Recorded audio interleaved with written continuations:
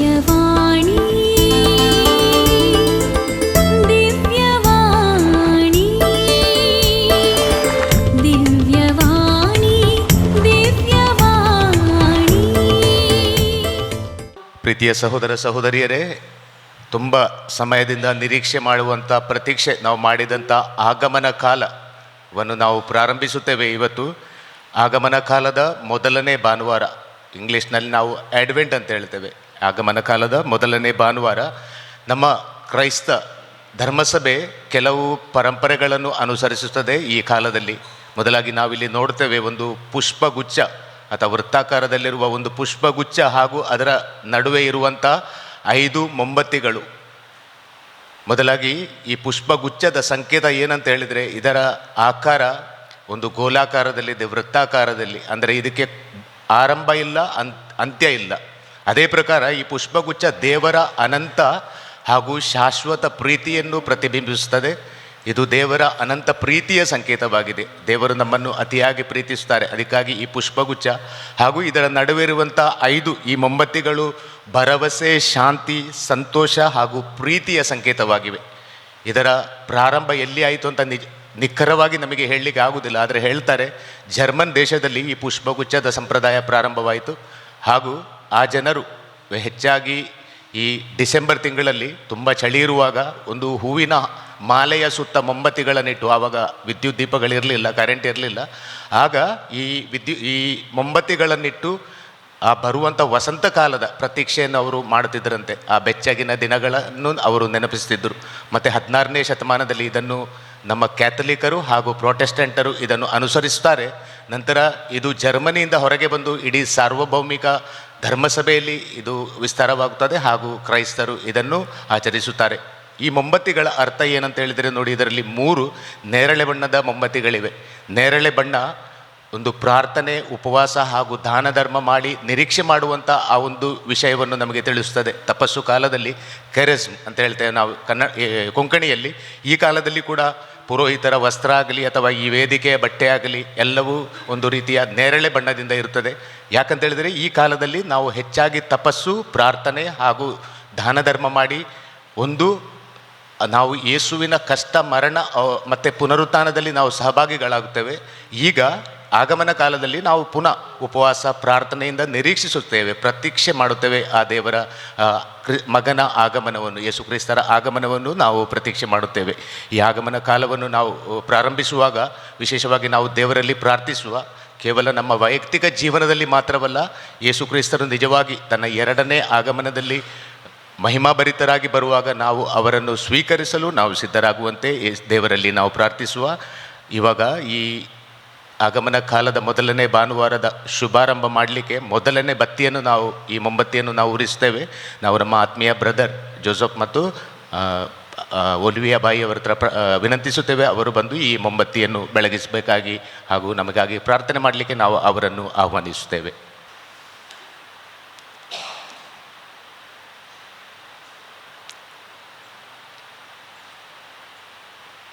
ಪ್ರೀತಿಯ ಸಹೋದರ ಸಹೋದರಿಯರೇ, ನಾವು ಈವಾಗಲೇ ತಿಳಿದುಕೊಂಡ ಪ್ರಕಾರ ಇಂದು ನಾವು ಆಗಮನದ ಕಾಲದ ಪ್ರಾರಂಭವನ್ನು ಮಾಡುತ್ತೇವೆ. ಇಂಗ್ಲೀಷ್ನಲ್ಲಿ ಇದಕ್ಕೆ ಒಂದು ಶಬ್ದ ಇದೆ, ಆಡ್ವೆಂಟ್ ಅಂತ ನಾವು ಹೇಳ್ತೇವೆ. ಆಡ್ವೆಂಟಿನ ಅರ್ಥ ಪ್ರತೀಕ್ಷೆ ಅಥವಾ ನಿರೀಕ್ಷೆ ಮಾಡುವುದು. ಕ್ಯಾಥಲಿಕ್ ನಮ್ಮ ಈ ಪೂಜಾ ಪದ್ಧತಿಯನ್ನು 6 ಕಾಲಗಳಲ್ಲಿ ನಾವು ವಿಭಜನೆ ಮಾಡುತ್ತೇವೆ. ಈ ಪೂಜಾ ಪದ್ಧತಿಯ ವರ್ಷವನ್ನು 6 ಕಾಲದಲ್ಲಿ ನಾವು ವಿಭಜನೆ ಮಾಡುತ್ತೇವೆ. ಮೊದಲಾಗಿ ಬರುತ್ತದೆ ಆಗಮನ ಕಾಲ, ಅಂದರೆ ಯೇಸುವಿನ ಪ್ರತೀಕ್ಷೆ ಮಾಡುತ್ತಾ ಮೊದಲ 4 ವಾರಗಳನ್ನು, ನಂತರ ಕ್ರಿಸ್ಮಸ್, ಈ ವಾರಗಳನ್ನು ನಾವು ಅವರ ಆಗಮನದಲ್ಲಿ ನಿರೀಕ್ಷಿಸುತ್ತಾ ನಾವು ಪ್ರಾರ್ಥನೆ ಮಾಡುತ್ತೇವೆ. ನಂತರ ಬರುತ್ತದೆ ಕ್ರಿಸ್ತ ಜಯಂತಿ ಕಾಲ, ಅಂದರೆ ಯೇಸುವಿನ ಜನನದ ನಂತರ ಅವರ ಅಭಿವ್ಯಕ್ತಿಯನ್ನು ನಾವು ಜ್ಞಾಪಿಸಿಕೊಳ್ಳುವುದು. ಅನಂತರ ಬರ್ತದೆ ತಪಸ್ಸು ಕಾಲ ಅಂತೇಳಿ 6 ವಾರಗಳ ಕಾಲ ಈ ತಪಸ್ಸು ಕಾಲ. ಆ ತಪಸ್ಸು ಕಾಲದ ನಂತರ ನಾವು ಪವಿತ್ರ ವಾರ, ಹೋಲಿ ವೀಕ್ ಅಂತ ಹೇಳ್ತೇವೆ, ಇದು ಬರ್ತದೆ 4ನೇದಾಗಿ. ನಂತರ ಈ ಯೇಸುವಿನ ಮರಣದ ನಂತರ ಪುನರುತ್ಥಾನ ಕಾಲ ಬರ್ತದೆ. 6 ವಾರ ಅಥವಾ 50 ದಿನಗಳು ಯೇಸುವಿನ ಮರಣದ ನಂತರ ಅವರ ಪುನರುತ್ಥಾನ ಹಾಗೂ ಪವಿತ್ರಾತ್ಮರ ಆಗಮನದ ಆ ಹಬ್ಬವನ್ನು ನಾವು ಆಚರಿಸುತ್ತಾ 50 ದಿನಗಳನ್ನು ನಾವು ಈ ಪಾಸ್ಕ ಕಾಲದಲ್ಲಿ ಕಳೆಯುತ್ತೇವೆ. ಮತ್ತು ಕೊನೆಯದಾಗಿ ಬರುತ್ತದೆ ಸಾಮಾನ್ಯ ಕಾಲ, ಆರ್ಡಿನರಿ ಟೈಮ್ ಅಂತ ಹೇಳ್ತೇವೆ ನಾವು. ಇದರಲ್ಲಿ 34 ಭಾನುವಾರಗಳಿವೆ. ಈ ಪ್ರತಿ ಪೂಜಾ ಪದ್ಧತಿ ವರ್ಷದ ಪ್ರಾರಂಭ ಈ ಆಗಮನ ಕಾಲದಿಂದ ಪ್ರಾರಂಭವಾಗುತ್ತದೆ. ಜನವರಿಯಲ್ಲಿ ಅಲ್ಲ, ಆದರೆ ಆಗಮನ ಕಾಲದಲ್ಲಿ ಒಂದು ಎಂಡ್ ಆಫ್ ನವಂಬರ್ ಆಗ್ತದೆ, ಇಲ್ಲದಿದ್ದರೆ ನಮ್ಮ ಡಿಸೆಂಬರಿನ ಪ್ರಾರಂಭದಲ್ಲಿ ಈ ಆಗಮನ ಕಾಲವನ್ನು ನಾವು ಪ್ರಾರಂಭಿಸುತ್ತೇವೆ. ನಿರೀಕ್ಷೆ ಅಥವಾ ಪ್ರತೀಕ್ಷೆ ನಮಗೆಲ್ಲರಿಗೂ ತಿಳಿದಿದೆ. ನಿರೀಕ್ಷೆ ಇಲ್ಲದಿದ್ದರೆ, ಪ್ರತೀಕ್ಷೆ ಇಲ್ಲದಿದ್ದರೆ ಜೀವನ ಮಾಡಲಿಕ್ಕೆ ಅಸಾಧ್ಯ. ಈ ಪ್ರಪಂಚದಲ್ಲಿ ಯಾವ ವಸ್ತುವಿಗಾದರೂ ಕೆಲವೊಮ್ಮೆ ನಮಗೆ ಪ್ರತೀಕ್ಷೆ ಮಾಡಬೇಕಾಗ್ತದೆ, ನಾವು ನಿರೀಕ್ಷೆ ಮಾಡಬೇಕಾಗ್ತದೆ. ನಾವು ನೋಡ್ತೇವೆ ಹೇಗೆ ನಮ್ಮ ಮನೆಗಳಲ್ಲಿ ಯಾರಾದರೂ ವಿಶೇಷ ಅತಿಥಿಗಳು ಬರುವಾಗ ನಾವು ತುಂಬ ಕಾತುರದಿಂದ ನಿರೀಕ್ಷಿಸುತ್ತೇವೆ. ಒಂದು ವೇಳೆ ಅವರು ಬರುವ ಸಮಯ ರಾತ್ರಿ ಆದರೆ, ಮಧ್ಯರಾತ್ರಿ ಆದರೂ ನಾವು ದೀಪಗಳನ್ನು ಹಚ್ಚಿ, ನಮ್ಮ ಗೇಟಿನ ಬಳಿ ಇರುವಂಥ ದೀಪ ಆಗಲಿ, ಮನೆಯಲ್ಲಿ ದೀಪಗಳನ್ನು ಹಚ್ಚಿ ಅವರ ಆಗಮನಕ್ಕಾಗಿ ನಾವು ತುಂಬ ಆತುರದಿಂದ ಕಾಯುತ್ತೇವೆ. ಹಾಗೂ ಅವರು ಬರುವಾಗ ನಾವು ತುಂಬ ಸಂತೋಷ ಪಡುತ್ತೇವೆ ಯಾವುದೇ ಸಮಯದಲ್ಲಿ. ಅದೇ ಪ್ರಕಾರ ನಮ್ಮ ಕ್ರಿಸ್ತಿಯ ಜೀವನದಲ್ಲಿ ಸಹ, ನಮ್ಮ ಆತ್ಮಿಕ ಜೀವನದಲ್ಲಿ ಕೂಡ ಒಂದು ರೀತಿಯ ಪ್ರತೀಕ್ಷೆ ನಮಗೆ ಅತಿ ಅಗತ್ಯವಾಗಿದೆ. ಈ ಪ್ರತೀಕ್ಷೆ ನಮ್ಮ ಜೀವನದಲ್ಲಿ ಎರಡು ಪ್ರಕಾರದ್ದು. ಒಂದು, ನಾವು ಯೇಸುವಿನ ಆ ಬಂದಂಥ ಒಂದು ಆಗಮನವನ್ನು ನಾವು ಇಲ್ಲಿ ವಿಜೃಂಭಿಸುತ್ತೇವೆ, ಇದನ್ನು ಸೆಲೆಬ್ರೇಟ್ ಅಂತ ಹೇಳ್ತೇವೆ. ಅಂದರೆ ಒಂದು ಸಮಯ, 2,000 ವರ್ಷಗಳ ಹಿಂದೆ ಯೇಸು ಕ್ರಿಸ್ತರು ಈ ಪ್ರಪಂಚಕ್ಕೆ ತಮ್ಮ ಮೊದಲನೇ ಆಗಮನದಲ್ಲಿ ಬಂದಿದ್ದಾರೆ. ಆ ಸವಿ ನೆನಪಿಗಾಗಿ ನಾವು ಇವಾಗ ಈ ಹಬ್ಬವನ್ನು ಆಚರಿಸುತ್ತೇವೆ. ಆದರೆ ಇನ್ನೊಮ್ಮೆ ಅವರ ಈ ಮಹಿಮಾಮಯ ಆಗಮನವನ್ನು ನಾವು ನಿರೀಕ್ಷಿಸುತ್ತೇವೆ. ಅದಕ್ಕೆ ಬೇಕಾಗಿ ಸಂಪೂರ್ಣ ಸಿದ್ಧತೆಯಿಂದ ನಾವು ಅವರನ್ನು ಎದುರು ನೋಡುತ್ತೇವೆ. ಆದರೆ ಈ ಎರಡು ಆಗಮನಗಳು ಅನಿರೀಕ್ಷಿತವಾಗಿವೆ. ಆಗಲಿ ನಮ್ಮ ವೈಯಕ್ತಿಕ ಜೀವನದಲ್ಲಿ ಯೇಸು ಕ್ರಿಸ್ತರು ಬರುವುದು, ಅಥವಾ ಸಾರ್ವಭೌಮಿಕವಾಗಿ ಈ ಪ್ರಪಂಚದ ಅಂತ್ಯದಲ್ಲಿ ಯೇಸು ಕ್ರಿಸ್ತರು ಬರುವ ಎರಡು ಆಗಮನಗಳು ಅನಿರೀಕ್ಷಿತವಾಗಿವೆ ಅಂತ ಇಂದಿನ ಪಾಠಗಳಲ್ಲಿ ನಮಗೆ ಚೆನ್ನಾಗಿ ತಿಳಿಸಲಾಗುತ್ತದೆ. ಅದಕ್ಕೆ ಬೇಕಾಗಿ ಈ ಎಲ್ಲ ಇವತ್ತಿನ ಮೊದಲ ಪಾಠ ಯೆಶಾಯ ಪ್ರವಾದಿಯವರ ಗ್ರಂಥದಿಂದ ಸಂತ ಪೌಲರು ಬರೆಯುವ ಪತ್ರ ಹಾಗೂ ಶುಭ ಸಂದೇಶದಲ್ಲಿ ಕೇವಲ ಒಂದೇ ಒಂದು ಮಾತು ನಮಗೆ ಕೇಳಲಿಕ್ಕೆ ಬರ್ತದೆ. ಅದೇನಂತ ಹೇಳಿದರೆ, ನಮ್ಮ ಪೂರ್ವ ತಯಾರಿ, ನಮ್ಮ ಸಿದ್ಧತೆ, ಈ ನಿರೀಕ್ಷೆಯಲ್ಲಿ ನಾವು ಮಾಡಬೇಕಾದಂಥ ಪೂರ್ವ ತಯಾರಿ ಹಾಗೂ ನಾವು ಮಾಡಬೇಕಾದ ನಮ್ಮ ಕೆಲಸಗಳನ್ನು ಮಾಡಬೇಕಾದ ನಮ್ಮ ಸಿದ್ಧತೆ. ನಾವು ಕೇಳಿದೆವು ಹೇಗೆ ಯೆಶಾಯ ಪ್ರವಾದಿ ಲೋಕೋದ್ಧಾರಕನ ಆಗಮನದಲ್ಲಿ ಜನರನ್ನು ಅವರು ಜಾಗೃತಗೊಳಿಸುತ್ತಾರೆ ಹಾಗೂ ಅವರ ಆಗಮನಕ್ಕಾಗಿ ನಿರೀಕ್ಷೆ ಮಾಡಲು ಅವರಿಗೆ ಹೇಳುತ್ತಾರೆ. ಆದರೆ ಎರಡನೇ ಪಾಠದಲ್ಲಿ ನಾವು ಕೇಳುತ್ತೇವೆ ಸಂತ ಪೌಲರು ಅವರ ಪುನರಾಗಮನದ ಬಗ್ಗೆ, ಇನ್ನೊಂದು ಆಗಮನದ ಬಗ್ಗೆ ನಮಗೆ ಹೇಳುತ್ತಾರೆ. ಹಾಗೂ ಶುಭ ಸಂದೇಶದಲ್ಲಿ ನಾವು ಕೇಳುತ್ತೇವೆ ಸಂತ ಮಾರ್ಕರು ನಮಗೆ ಹೇಳುತ್ತಾರೆ, ಪ್ರಭು ನ್ಯಾಯ ಮತ್ತು ನಿರ್ಣಯ ಮಾಡಲಿಕ್ಕೆ, ನಮ್ಮ ಅಂತಿಮ ತೀರ್ಪು ಮಾಡಲಿಕ್ಕೆ ಒಂದು ದಿನ ಬಂದೇ ಬರುತ್ತಾರೆ. ನಮ್ಮೆಲ್ಲರನ್ನು ಅವರು ಒಟ್ಟುಗೂಡಿಸುತ್ತಾರೆ. ಆ ದಿನಕ್ಕಾಗಿ ನಾವು ಅವರನ್ನು ಕಾಯಬೇಕು.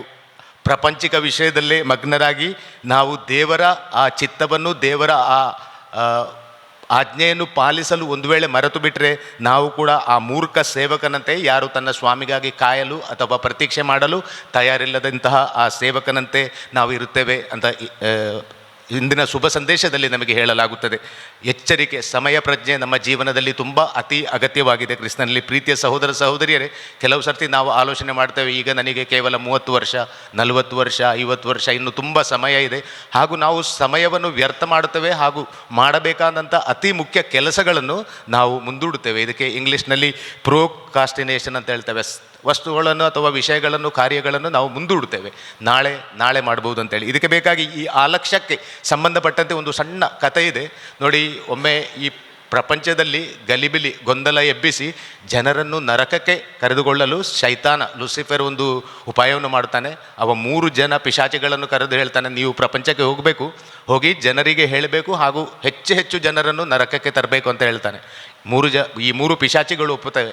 ಆಗ ಅವರ ಕಾರ್ಯಸೂಚಿ ಏನು, ಅಜೆಂಡಾ ಏನು, ಹೇಗೆ ಹೋಗಿ ಅವರು ಪ್ರಪಂಚದಲ್ಲಿ ಜನರನ್ನು ತಮ್ಮ ಬಳಿಗೆ ಆಕರ್ಷಿಸಲು ಪ್ರಯತ್ನ ಮಾಡುವುದಂತ ಅವರ ಅಜೆಂಡಾವನ್ನು ಶೈತಾನ ಕೇಳುವಾಗ, ಮೊದಲನೇ ಪಿಶಾಚಿ ಹೇಳ್ತದೆ, ನಾನು ಹೋಗಿ ಜನರಿಗೆ ಇಷ್ಟೇ ಹೇಳ್ತೇನೆ, ನೋಡಿ ದೇವರು ಇಲ್ಲ, ಸ್ವರ್ಗ ಇಲ್ಲ, ಅದಕ್ಕೆ ಬೇಕಾಗಿ ನೀವೇನೇ ಹೆದರಬೇಡಿ, ದೇವರಿದ್ದಾರಂತ, ಈ ಪ್ರಪಂಚದಲ್ಲಿ ಮೋಜು ಮಾಡಿ ಮಸ್ತಿ ಮಾಡಿ ಅಂತ ನಾನು ಹೇಳ್ತೇನೆ. ಆಗ ಶೈತಾನ ಹೇಳ್ತಾನೆ, ಈ ಉಪಾಯ ತುಂಬ ಹಳೆಯದು, ಇದು ವರ್ಕ್ ಆಗಲಿಕ್ಕಿಲ್ಲ, ಜನರಿಗೆ ಗೊತ್ತಿದೆ ದೇವರಿದ್ದಾರೆ ಅಂತೇಳಿ. ಆಗ ಎರಡನೇ ಪಿಶಾಚಿ ಹೇಳ್ತದೆ, ನಾನು ಹೇಳ್ತೇನೆ ನರಕ ಇಲ್ಲ, ನರಕಕ್ಕೆ ನಾವು ಹೋಗಲಿಕ್ಕೆ ಇಲ್ಲ, ಅಲ್ಲಿ ಶಿಕ್ಷೆ ಇಲ್ಲ, ಅದಕ್ಕೆ ಬೇಕಾಗಿ ನಿಮ್ಮ ಲೈಫ್ನಲ್ಲಿ, ನಿಮ್ಮ ಜೀವನದಲ್ಲಿ ಮೋಜು ಮಾಡಿ ಅಂತ ಹೇಳಿ ನಾನು ಹೇಳ್ತೇನೆ. ಆಗ ಶೈತಾನ ಹೇಳ್ತಾನೆ, ಈ ಉಪಾಯ ಕೂಡ ತುಂಬ ಹಳೆಯದು, ಜನರಿಗೆ ಗೊತ್ತಿದೆ ತಮ್ಮ ಕಾರ್ಯಗಳಿಗೆ, ತಮ್ಮ ತಪ್ಪುಗಳಿಗೆ ಶಿಕ್ಷೆ ಇದೆ, ನರಕ ಇದೆ ಅಂತ ಜನರು ವಿಶ್ವಾಸ ಮಾಡುತ್ತಾರೆ. ಆಗ 3ನೇ ಪಿಶಾಚಿ ಹೇಳ್ತದೆ, ನಾನು ಸುಮ್ಮನೆ ಪ್ರಪಂಚಕ್ಕೆ ಹೋಗಿ ಇಷ್ಟೇ ಹೇಳ್ತೇನೆ, ನೋಡಿ ಸ್ವರ್ಗ ಇದೆ, ದೇವರಿದ್ದಾರೆ ಹಾಗೂ ನರಕ ಇದೆ, ಬೆಂಕಿ ಇದೆ, ನರಕದ ಬೆಂಕಿ ಇದೆ, ಆದರೆ ಹೆದರಬೇಡಿ, ನಿಮಗೆ ಬಹಳಷ್ಟು ಸಮಯ ಇದೆ ಅಲ್ಲಿ ಸಿದ್ಧತೆ ಮಾಡಲಿಕ್ಕೆ, ಇನ್ನೂ ತುಂಬ ಸಮಯ ಇದೆ. ಈಗ ಈ ಸಮಯದಲ್ಲಿ ನೀವು ಆರಂಭ ಮಾಡಿ ಮೋಜು ಮಾಡಿ.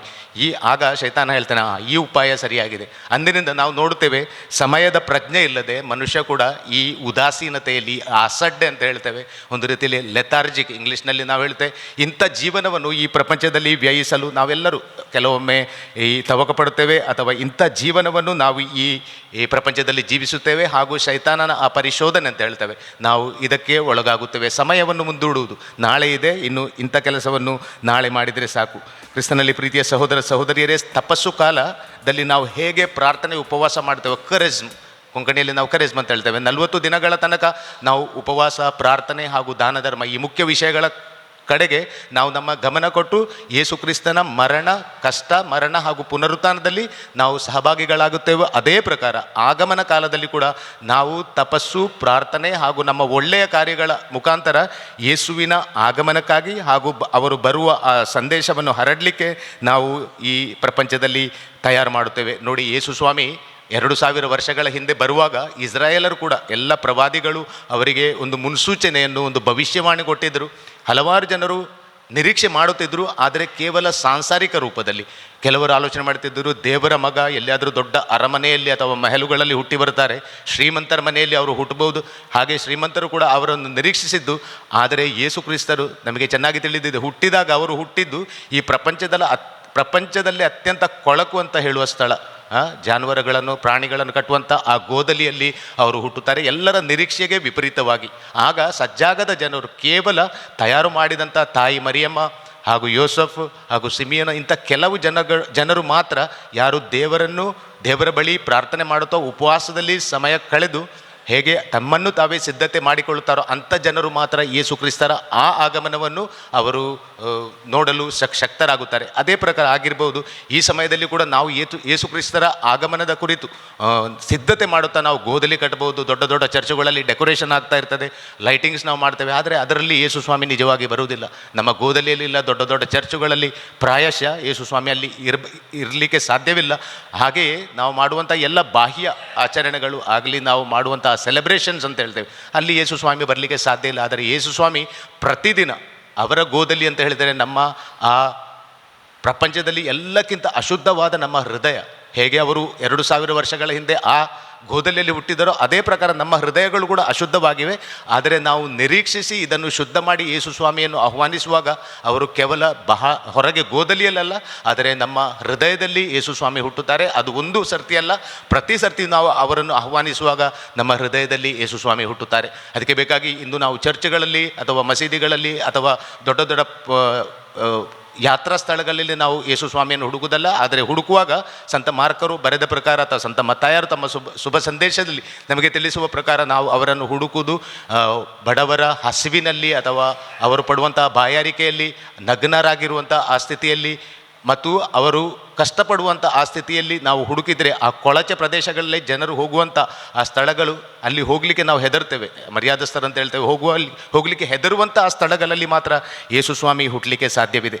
ಈ ಆಗಮನ ಕಾಲದಲ್ಲಿ ನಾವು ಯೇಸುವಿನ ಈ ಆಗಮನಕ್ಕಾಗಿ ತಯಾರು ಮಾಡುತ್ತಿರುವಾಗ ನಾವು ವಿಶೇಷವಾಗಿ ದೇವರಲ್ಲಿ ಪ್ರಾರ್ಥಿಸುವ, ದೇವರು ನಮಗೆ ಅಂಥ ಸಮಯ ಪ್ರಜ್ಞೆಯನ್ನು ಕೊಟ್ಟು ನಮ್ಮನ್ನು ನಾವೇ ಸಿದ್ಧರಾಗಿಸಿಕೊಳ್ಳಲು ಯೇಸು ನಮ್ಮನ್ನು ಅನುಗ್ರಹಿಸಲಿ. ಹಾಗೂ ಯೇಸು ಕ್ರಿಸ್ತರು ನಿಜವಾಗಿ ಜನ್ಮ ತಾಳುವಾಗ ಅವರು ಹೊರಗೆ ಅಲ್ಲ, ನಮ್ಮ ಹೃದಯದಲ್ಲಿ ಜನ್ಮ ತಳೆದು ನಮ್ಮನ್ನು ಪುನೀತರನ್ನಾಗಿ ಮಾಡಲು ನಾವು ಈ ಬಲಿಪೂಜೆಯಲ್ಲಿ ವಿಶೇಷವಾಗಿ ಪ್ರಾರ್ಥಿಸುವ. ಆಮೇನ್.